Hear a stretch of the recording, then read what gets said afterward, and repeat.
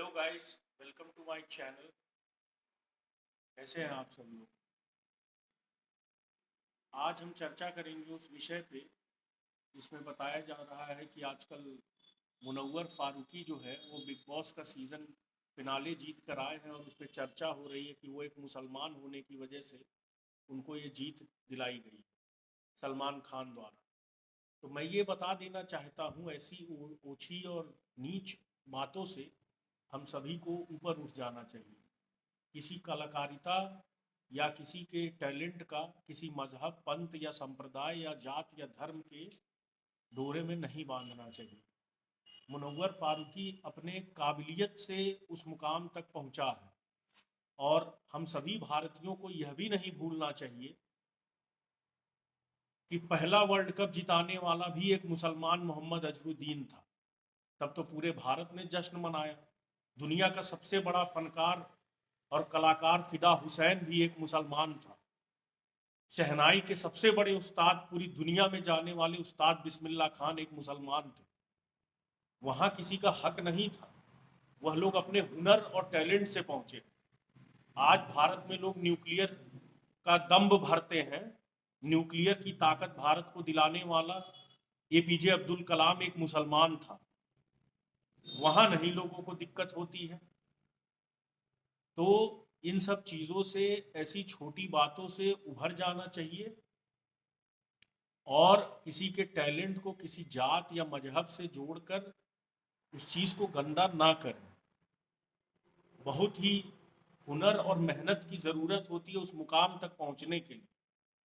तो आप सभी लोगों से मेरी गुजारिश है कि इस तरह की ओछी बातें ना किया करें। सोशल मीडिया पर आजकल जो जिस तरीके का यह प्रभाव डाल रहा है, इन सब चीज़ों से उठना चाहिए और काबिलियत हो तो उस मुकाम तक पहुंचकर दिखाओ और तब फिर बात करो। वह एक कलाकार है।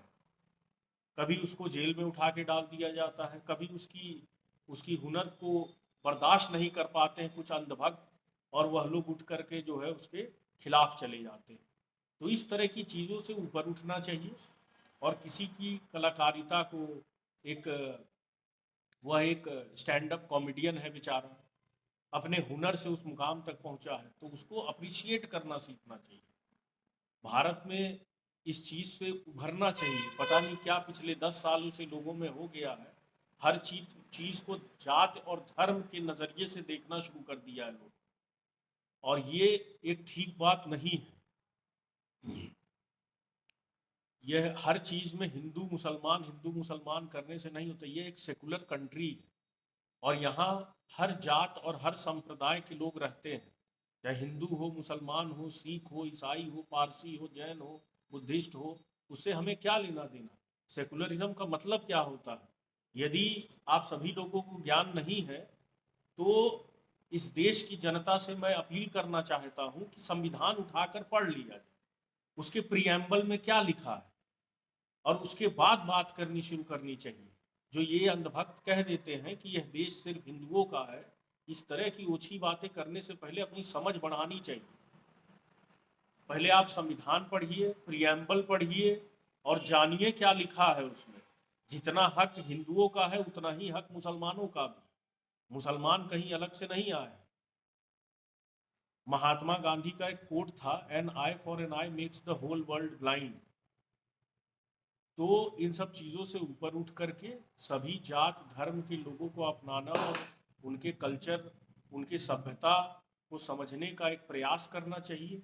कोई एक टीवी सीरियल शो में अगर जीत रहा है, अगर वो मुसलमान है, तो यह नहीं कहना चाहिए कि वो मुसलमान होने की वजह से जीत गया।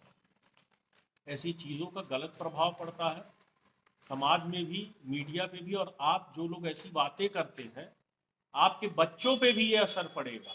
आपके बच्चों का भी समझ जो है कम हो जाएगा, और आने वाले समय में जो नस्लें पैदा होंगी भारत में, वह एक स्टीरियोटाइप माइंडसेट के साथ पैदा होंगे या बड़े होंगे। तो इन सब चीज़ों से हमें उभरना चाहिए। देखिए, देश आगे बढ़ रहा है, उसमें सहयोग करिए, और अगर नहीं कर पा रहे हैं तो शांति से घर बैठे रहिए, लेकिन उसमें हिंदू मुसलमान का एंगल हर चीज़ में जोड़ना बंद कर दिए।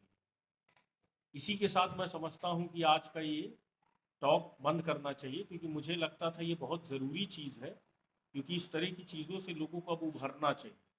तो मैं अपने चैनल के माध्यम से लोगों से अपील करना चाहता हूँ कि ये सब चीज़ों को छोड़ करके और अपने टैलेंट पे क्या काम करें, ध्यान दें, आगे बढ़ें और लोगों को प्रेरित करें आगे बढ़ने। धन्यवाद।